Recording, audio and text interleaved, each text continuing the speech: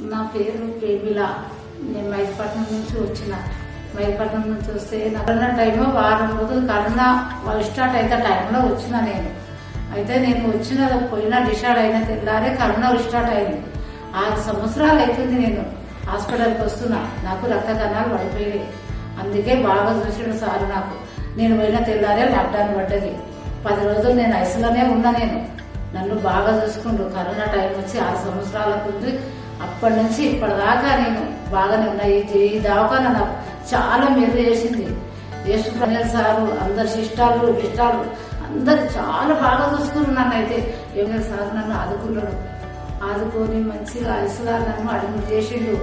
బతకదాన్న భరోసా ఇస్తే కూడా బతకదాన్ని మంచిగా నాకు అందరు నా పిల్లలకు ధైర్యం ఇచ్చి ఐసులా వండబెట్టి నన్ను బాగా చూసిండు. నాకు రక్త కణాలు పడిపోతానే ఉన్నాయి.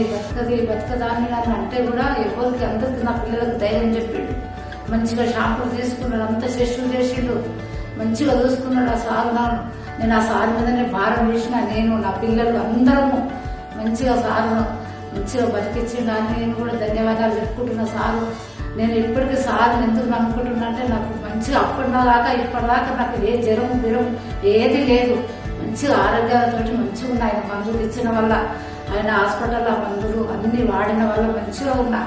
నాకు రోజు బతుకున్నంటే నా ఆంజనేయులు సార్ వల్లనే నేను బతుకున్నా. నా ఆంజనేయులు సార్ లేకపోతే నా పిల్లల బతుకు, నా ఆయన బతుకు ఆగమైపోతుంది. నేను అంత మంచిగా బతికినంటే చాలా ధన్యవాదాలు సార్.